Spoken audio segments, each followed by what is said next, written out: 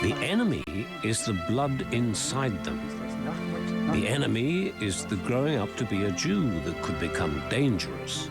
And because of that, the children were included as well.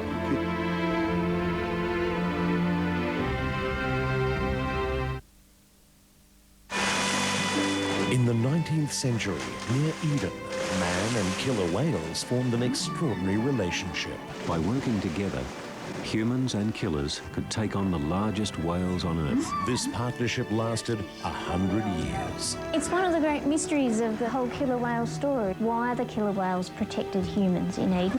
The TV premiere of the multi-award-winning special, Killers in Eden, 7:30 Sunday.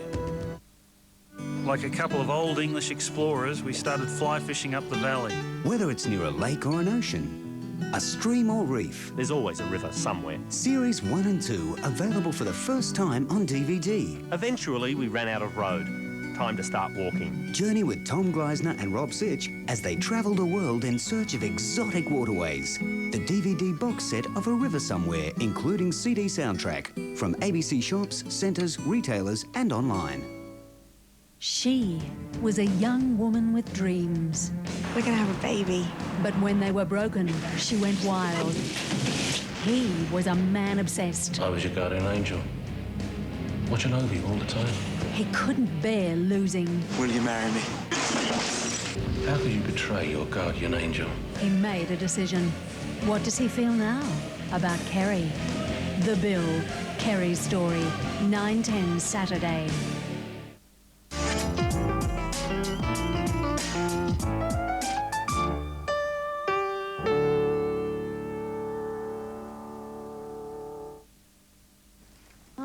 Right. Tonight, the case of citizen Solon. Her privacy, dignity and welfare were stripped away by immigration officials before she was unlawfully deported with undue haste.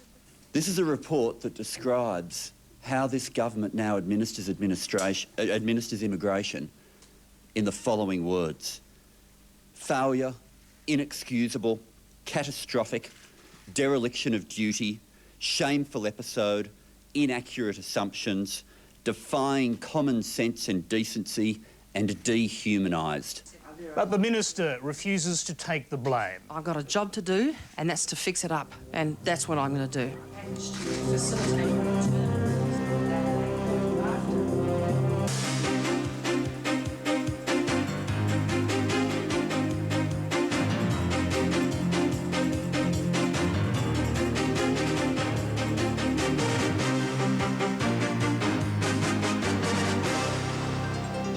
Well, good evening and welcome to Lateline. I'm Tony Jones. Also tonight, justices in the balance in the US Supreme Court, as President Bush nominates his own lawyer, Harriet Miers, a woman that, according to Conservative firebrand Pat Buchanan, has no qualifications. She's never been a judge, she's not a brilliant jurist, is not a scholar of the law, has left no paper trail of legal opinions. Was she not a friend of Bush, says Buchanan, and female, she would never have been considered. Well, later we'll cross to Boston to speak to the eminent Harvard law professor Alan Dershowitz about the changing shape of America's highest court. That's coming up. First, our other headlines. Morning in Newcastle as police confirmed that 2 more people from the city were killed in the Bali bombings. A Senate inquiry into grants to regional Australia accuses the government of ministerial interference and political bias. And the curse of October. Billions wiped off the Australian share market as investors take flight. Scathing criticism was levelled at the Immigration Department today for its handling of the Vivian Solon affair. In a report by the former Victorian Police Commissioner Neil Comrie, the department's illegal deportation of Vivian Alvarez Solon was described as catastrophic. The Immigration Minister, Senator Amanda Vanstone, has accepted the findings of the inquiry but is refusing to step down.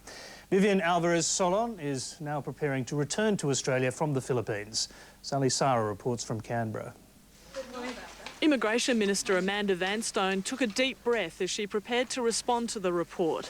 The findings left her with little option but to apologise for the Immigration Department's treatment of Vivian Alvarez Solon. I also want to repeat the Australian Government's apology to Ms Alvarez and to her family for her wrongful removal from Australia in 2001. The report we have today into the deportation of Vivian Alvarez is as damning as you can get. The inquiry, led by former Victorian Police Commissioner Neil Comrie, found severe failings in the handling of Ms Alvarez Solon's unlawful deportation. She was detained and removed to the Philippines in July 2001, despite being an Australian citizen.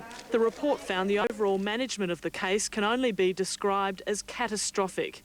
It criticised 3 immigration staff who failed to raise the alarm that Ms Alvarez Solon was an Australian citizen. One has already left the department and won't face further questioning.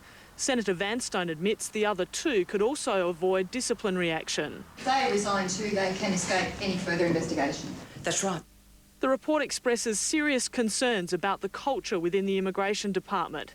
It calls on the department to take all necessary steps to redress the negative culture in the Brisbane Compliance and Investigations Office. The opposition is calling on Amanda Vanstone to resign.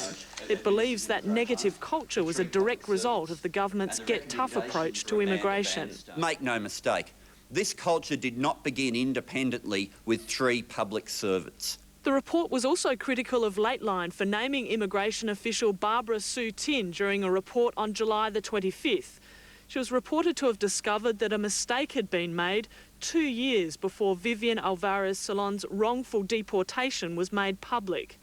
It found the program left a negative impression in relation to Ms Sue Tin's conduct and said the facts do not support this implication. And I might add, I look forward to Lateline tonight offering her a public apology. The government is promising to do all it can to make sure the recommendations of the report are put into practice.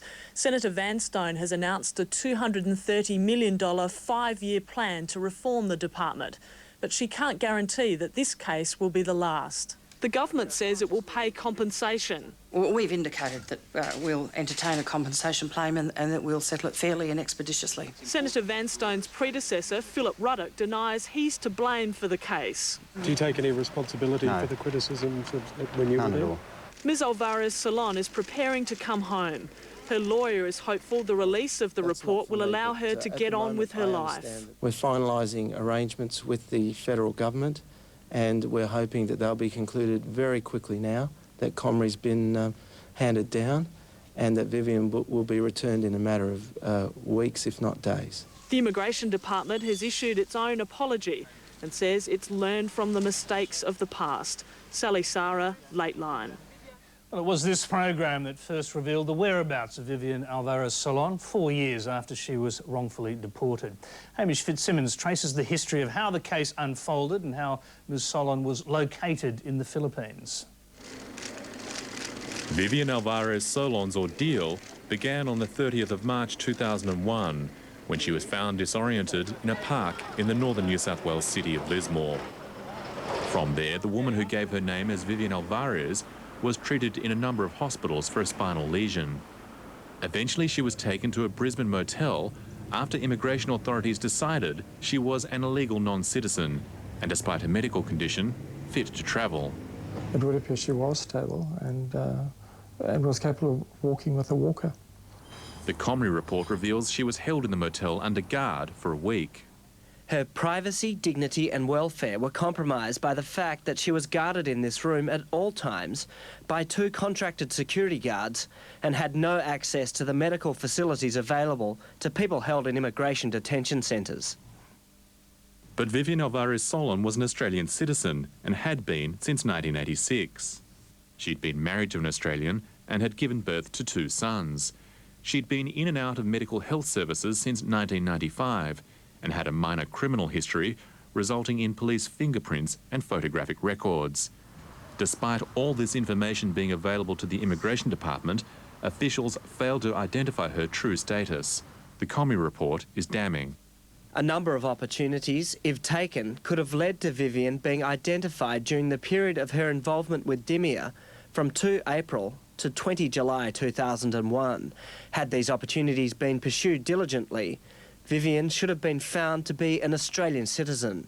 But Miers' systems and processes and the capabilities of staff combined to thwart identification. The Philippines Embassy in Canberra vainly called for more medical treatment prior to her deportation, and community members who visited her were shocked. She was sitting upright and it just shook like that. I was shaking and, and I just sort of hold her "Are you okay? Are you okay?" I was just reassuring her. And then only less than 5 minutes, she just stopped and she said to me, "I'm sorry, Ati. Very apologetic. This happened after my accident." Despite the diplomatic and community concerns, she was deported on the 20th of July 2001. The Comrie report is again scathing. The inquiry considers that Vivian's removal was effected with undue haste and without adequate consideration of her welfare. Miers failed to meet its duty of care obligations to Vivian and unlawfully removed her from Australia. 2 years later, in August 2003, a segment on a missing persons program on Australian television was devoted to Vivian Alvarez Solon, and she was recognised by a Miers officer who passed the information to a superior in Brisbane, but it went no further.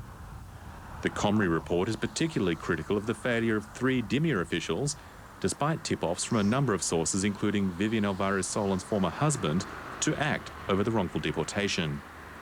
It is the inquiry's view that the conduct of these officers could constitute a breach of one or other of the requirements of the Australian Public Service Code of Conduct.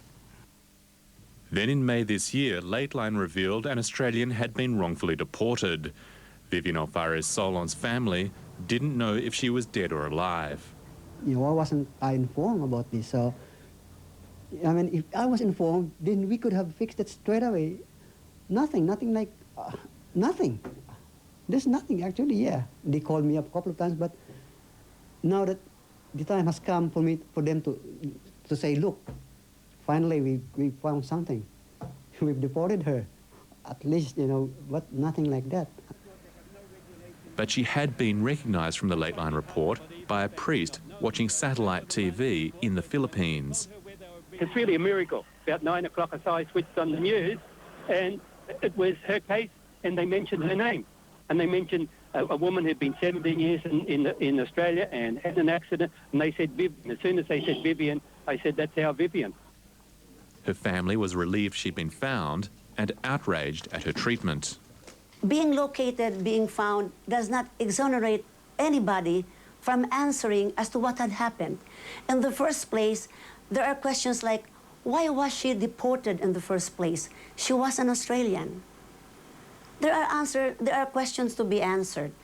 And maybe it would only be Vivian who can ask these questions.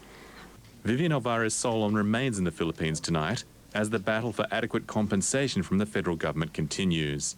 Hamish Fitzsimmons, Lateline.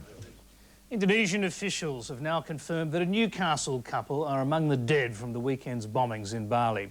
The identification of Colin and Fiona Wilinski brings the Australian death toll to 4, with at least 20 survivors still in hospital. From Bali, Lisa Miller reports.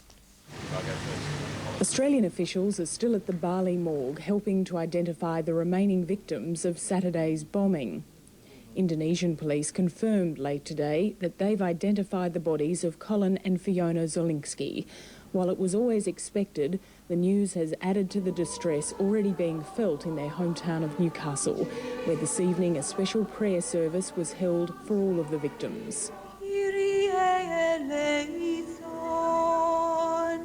9 of the survivors were flown home yesterday to John Hunter Hospital.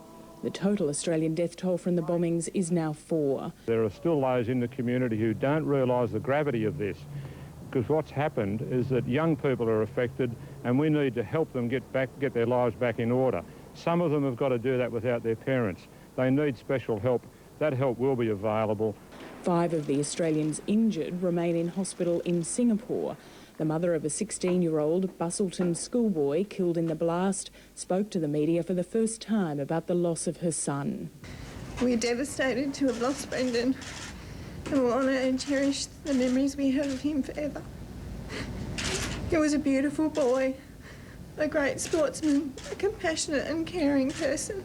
In Bali, police are offering no suggestion they're any closer to discovering who was responsible. They're continuing to distribute pictures of the bombers while keeping their focus on those still wanted for the 2002 Bali bombing, Islamic militants Azahari bin Hussein and Noordin Mohammed Top. Police are also searching for 5 missing men who were convicted of possessing explosives after that first bombing. But this afternoon, police said they had nothing to connect them to last weekend's attack. Here at Jimbaran, at one of the bomb sites, there are now more onlookers than police who feel that they've found all the evidence they can. What's left is being taken by the tide, gradually washing away the signs of last weekend's bombing. 5 days after the attacks, and Indonesia's president has told the military it needs to help fight the terrorists who are smearing his country's reputation. Terror has damaged social harmony and blocked economic growth. Therefore, I ask the Indonesian military to join effectively in preventing and combating terrorism. Calling for the military's help widens the investigation and takes it beyond being simply a police operation. Lisa Miller, Lateline. A Senate inquiry into a big spending program of grants to regional Australia has accused the government of ministerial interference and political bias. In a majority report, the opposition and minor parties have demanded ministers and their staffers be kept at arm's length on future grants. Craig McMurtry reports. The opposition has long maintained that the government's controversial $400 million regional partnership program's more like a slush fund. In a majority report, the Senate inquiry found serious deficiencies. This is a scandal. Labor senators say there was a rush of grants leading up to the last election, and money promised for opposition seats in cities was on average half the amount spent on coalition seats. They say seats held by independents targeted by the Nationals received on average 4 times as much. The committee took a long, hard look at several projects. A steam train that doesn't go, a creek that dredged itself, a milk company that folded before the ink on the funding announcement was dry, an ethanol company worth $1 that's yet to produce a drop of fuel, and a hotel funded to run wacky Wednesdays and stump bikini babes, while other communities on the Atherton tablelands cry out for drinkable water. There was $1.4 million to dredge Tumby Creek, despite claims it was a waste of money, and $1.2 million for an ethanol plant in John Anderson's electorate, made after his chief of staff intervened, which the Senate report says should never have happened. We recommend that it be a formal policy that ministers and their staff are kept strictly at arm's length. The government just doesn't hand out $1.2 million. It's called due diligence. There was $660,000 for a bankrupt railway project in Queensland, which the inquiry found was made for political purposes and completely bypassed normal procedures.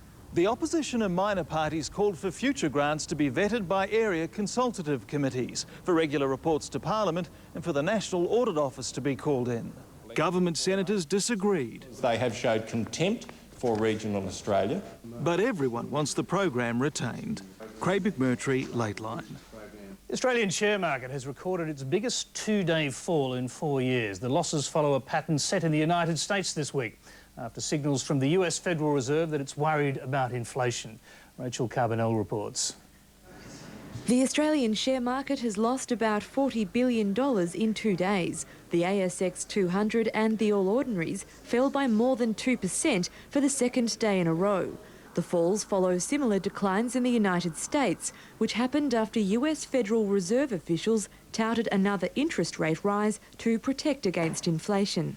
The Federal Reserve has come through and said, OK, we've got some estimates. I'm not really worried about growth. I'm worried about inflation. I'm going to keep pushing up interest rates. And so the markets have started to think higher interest rates, lower profits, therefore will come back. And that's kind of just flowed through to Australia. But losses on the Australian share market have a long way to go before they wipe out the gains made this year. The Australian market since the beginning of the year was up 15%, now it's up 10.5%.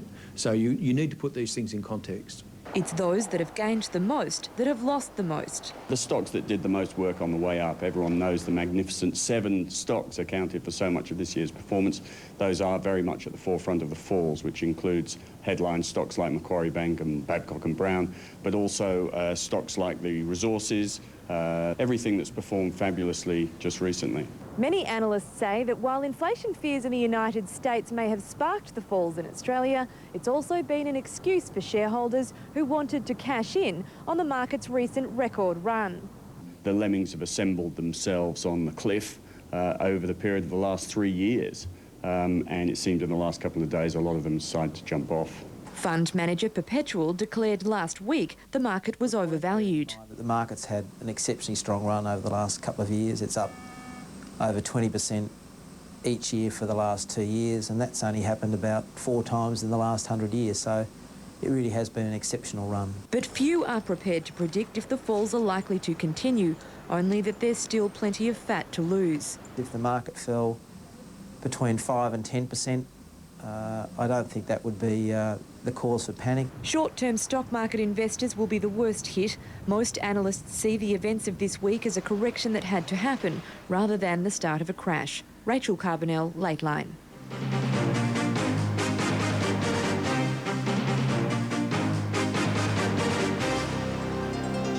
Politics in Washington appears to have been turned on its head over the latest nominee for the US Supreme Court. Harriet Miers has never been a judge, but that's not unusual for those appointed to the highest bench in America. What is unusual is that much of the criticism of Ms Miers is coming from George W. Bush's political allies, who say she's not conservative enough to guarantee control of the court. Norman Hammond reports. On the front steps of the U.S. Supreme Court, a clear sign of what's in store for the president's latest nominee to join the bench. Those for and against Oregon's state law that allows doctors to prescribe drugs to assist in suicide. I want to be able to die with some dignity. You got to be real careful that the Kevorkians of the world don't come in and say, okay, you've got a disability, you look like you're in pain and suffering, and here's a bunch of pills, end it. This is the first case to be heard by the new Chief Justice, John Roberts. And if George W. Bush has his way, the next Supreme Court Justice will be Harriet Miers, the nominee he announced this week, who's now serving as White House counsel. She has devoted her life to the rule of law and the cause of justice. She will be an outstanding addition to the Supreme Court of the United States. Ms. Miers' nomination was a surprise. The first woman to be president of the State Bar of Texas, she's been on the White House staff since 2001 and has been counsel to the president since February. Criticism has been pouring in from George W. Bush's usual political allies, including charges that her main qualification appears to be that the president knows her. Is she qualified by her experience? Is she the most qualified person? Clearly, the answer to that is no. There's no way this woman is qualified for the United States Supreme Court. If she had not been female and not been the president's friend, she would not have one chance in 1,000 of being nominated to that court. As Ms. Miers makes the rounds on Capitol Hill, something very strange is happening. Some powerful Democrats have actually welcomed her nomination, perhaps encouraged by details of her record, including a one-time donation to Al Gore. I frankly didn't know that she contributed money to Al Gore, but if she did, that speaks well of her. That only makes me feel better about her. The White House is trying to reassure its critics. I know her well enough to be able to say that she's not going to change.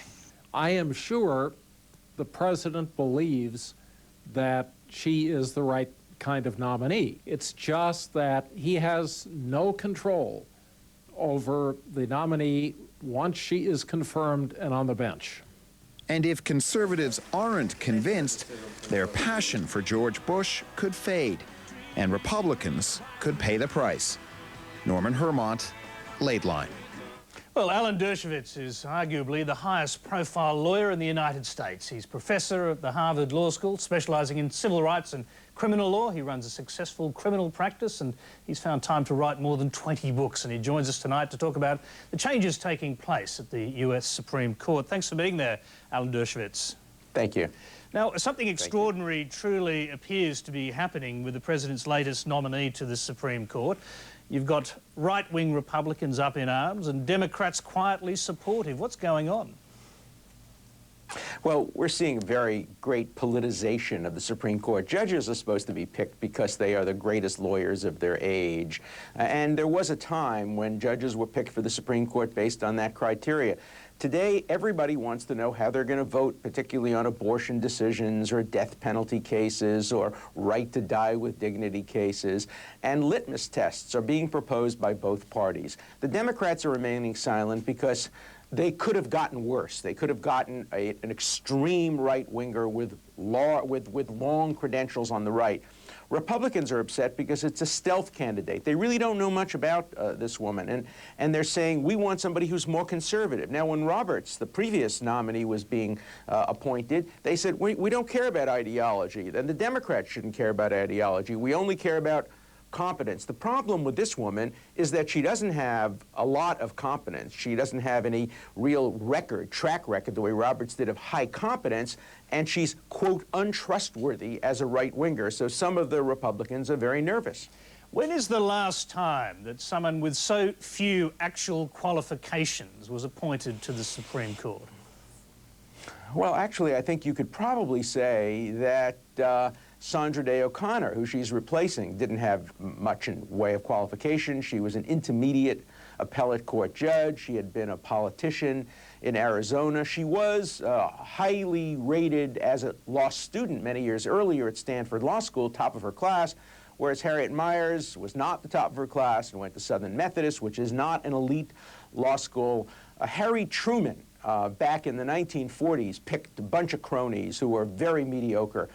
And I guess Clarence Thomas, who was appointed by Mr. Bush Sr., President Bush Sr., he went to Yale Law School, to be sure, but he wasn't highly qualified to be on the bench either. So, you know, there's been a tradition of cronyism on the court, both by Democrats and Republicans, and it does not serve the interests of the country or the legal profession without regard to which side picks unqualified cronies. Is it likely, do you think, to seriously hurt the court to have someone who you say is actually not much less qualified, in fact, than the woman she's replacing? It won't hurt the court very much. The court has 4 or 5 brilliant judges, both on the right and in the center. There are no leftists on the court today. And those judges will determine the tone of the court. Harriet Miers will not be an influential member of the court. She'll just get a vote. So it will change because actually Sandra Day O'Connor was a highly qualified politician. She was always able to be the middle vote. She was always able to determine the way the court would go because she was an effective politician. There's no evidence that Miers will play that role, so it could change the court, but not in a dramatic way, I don't think. It is interesting, though, isn't it, because no one really knows what kind of role she's actually going to play. One of the things they say about her is she's left no paper trail of legal opinions and very few other opinions. But the big question is, would President Bush have put up someone who he didn't intimately know, whose ideas he wasn't certain of? I think he knows a lot more than we know about what her opinions are. And he's made this bizarre statement saying he knows she won't change in 20 years. Well, she changed already. She changed from being a Catholic to an evangelical Protestant. She changed from being a Democrat to a Republican. She changed from being pro-choice to pro-life after meeting Bush and being in his presence all the time. She said that Bush was the most brilliant man she ever met. Some people would question that judgment as well. So she is really a blank slate. We have no idea what she will look like in 20 years when the Supreme Court has before it cases of a kind we have no idea of their dimensions. We won't be deciding abortion cases in 20 years. In 20 years, the issues will be high technology and the war on terrorism, and nobody knows where she stands. She has no record on constitutional law. She has no record on national security issues. So this is really a faith-based appointment by a faith-based administration. Well, it's funny you should say that, because one prominent American who is openly backing her is the conservative Christian leader, Dr. James Dobson, the chairman of the group Focus on the Family, with immensely powerful lobby, as you know. He says he's confident because he's spoken to the person who, as he puts it, brought her to God. It seems that he's counting on divine inspiration. Well, God talks to him every day, unlike to the rest of us, and he also thinks that by speaking to the pastor of her church, he will get an inside scoop. And, I will hope that the Senate calls him as a witness and finds out precisely what he was told and what the basis of that information is. The Senate is going to have a very, very important job deeply probing the background of this woman and her credentials and what is known about her, what the White House knows and what the religious right knows that the rest of us don't know, because the rest of us are entitled to know who we're getting to be a dominant member of the Supreme Court, a potential swing vote over the next 20 or 25 years. Much turns on that in terms not only of our rights, but our children and even potentially our grandchildren, because, as you know, women's longevity can go into the 80s and 90s, and so we're talking about the president trying to influence American policy for many, many years after he's out of office. Well, Dr. Dobson is certainly betting on her being on his side of the great theological debates. He's actually telling his folk, you'll have to trust me on this one. If he's wrong, he says the blood of those babies, by which he clearly means aborted fetuses, will be on his hands. Could she and Chief Justice Roberts, in fact, be the two that end up overturning Roe v. Wade? No, they won't overturn Roe versus Wade for several reasons. First, it's too deeply entrenched as a precedent. Second, it's helped the Republicans enormously because it energized the right to life movement and put to sleep the right to choice movement. It also gave moderate Republicans an opportunity to vote Republican even if they themselves favor a woman's right to choose. So Roe versus Wade has been a great gift to the Republican Party, and it will never be overruled. And within 5 or 10 years, the whole abortion issue will be taken off the table largely by the intervention of science. So I think the focus, the obsessive focus on Roe versus Wade and abortion misleads American people about what the role of a Supreme Court justice is likely to be over the next 10 or 15 years. All right, so what do you think her influence will be combined with the new Chief Justice in terms of the sort of laws that may be coming down the track? And you've mentioned security as one of the keys, and clearly it will be. Mm-hmm. Right. All right. Well, I think there'll be a real seduction game going on. I think everybody on the court will try to befriend the new justice if she gets confirmed, because she is a blank slate and she knows nothing about constitutional law. And there'll be great lobbying efforts by people like Roberts and Scalia and Thomas on the one hand, and perhaps Breyer, the more moderate justices, on the other hand. And there will be efforts to try to persuade her to join their camp. In the beginning, she clearly will join the Republican camp. She will follow Roberts, probably. And then maybe she will emerge as somebody with independent views, but there's no evidence of where those independent views would come from. There is no record of her ever having independent views on any subject at all. She has been a follower rather than a leader in her legal life, and there's no reason to believe that as to that aspect of her life she will change, although you never know. Because when you're on the Supreme Court, you answer to no one. And if you answer to no one, you can emerge somewhat differently, as some justices have over the years. Unless, of course, you answer to God. Well, and then it depends on which God and what he's saying to you or what she's saying to you. And, you know, God speaks in many voices to many different kinds of people. And she may also be answerable to her church, which hears the voice of God in a very conservative way. It doesn't focus on the Jesus who helps the poor, but rather the Jesus who seems to help the rich and the corporations, a Jesus that most Christians are not particularly familiar with, but the evangelical right has defined religion in a way that helps the wealthy and hurts the poor often. Well, Pat Buchanan and indeed the Pat Buchanans of this world are essentially saying that George W. Bush has blown his chance to win the 30 or 40-year culture war by totally reshaping, in let's say, the image of Scalia and Thomas, the Supreme Court. I mean, do you think that's right? I mean, and if so, why did Bush falter at the last minute, at the hurdle? Well, I think because he's very weak as a president and because his approval ratings are down. By the way, a president should not be entitled to win culture wars for the next 40 years. President's elected for a term of 4 years and then a second term of 8 years, and the dead hand of the law should not be able to determine policy for 30 or 40 years, and the Supreme Court is not a place where culture wars are supposed to be fought. Especially the Republicans claim that the justices of the Supreme Court are simply supposed to decide cases, narrowly construe the Constitution, narrowly construe statutes, and suddenly we're hearing about the Supreme Court being at the center of a cultural war. And so I think we get many Republicans speaking out of both sides of their mouths on this issue. But by the way, this is an issue that is going beyond the United States. It is now already in Canada, where you get judges who are being criticized for being judicial activists. I strongly suspect it's coming to other common law countries and probably is not too far from Australia. It's happened in Israel, it's happened in other common law countries where the courts take on a very, very important role, and then suddenly everybody is concerned who the new justice will be because people are entitled to know who is going to be influencing their lives. In the old days, when courts simply decided commercial cases or boring cases, nobody cared if only qualified people were put on the court. But today, around the world, people are increasingly concerned about who the people are under those robes.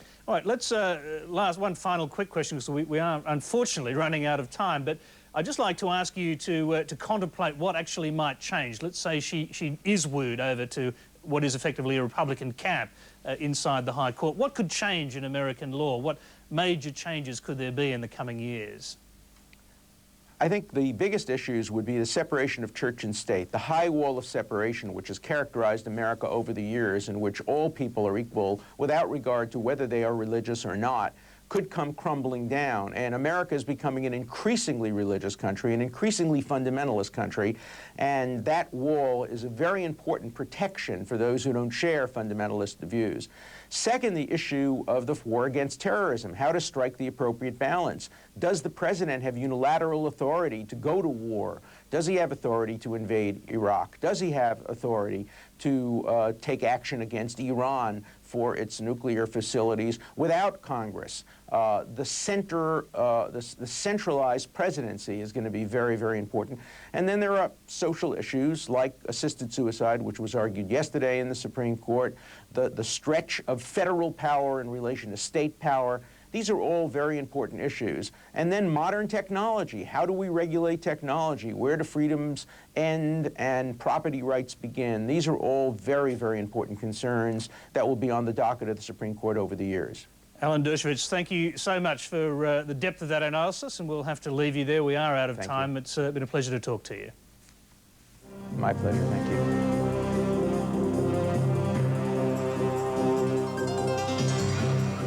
On to the markets now. As we heard earlier, the All Ordinaries continued its downward slide following a weaker US market. Lower commodity prices overnight weighed on resource stocks, with Rio Tinto down 80 cents. Santos slumped 4% and all the major banks declined. In the region, both the Hang Seng and the Nikkei have lost ground. London's FTSE is also lower, and on commodities markets, gold is slightly stronger. Oil has dropped to $62.16 US a barrel, and the Australian dollar is just shy of 76 US cents. Now to the weather. Rain easing later in Adelaide, a shower or two in Hobart, afternoon rain for Melbourne, and late rain developing in Canberra, mainly fine in Sydney, and fine tomorrow in the other capital cities. And that's all for this evening. If you'd like to look back at tonight's interview or review any of our stories or transcripts, you can visit our website at abc.net.au/lateline. Maxine McHugh will be in this chair tomorrow night. Please join her then. Good night.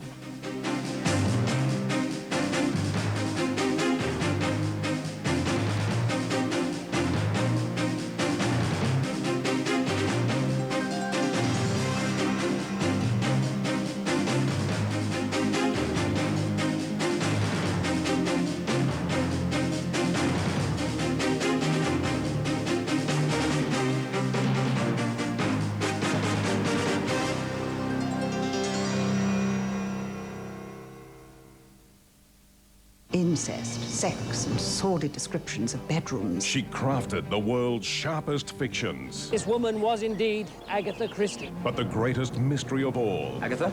...was herself. She is suffering from complete loss of memory. Olivia Williams. I admired his ruthlessness. In a premiere you'll never forget.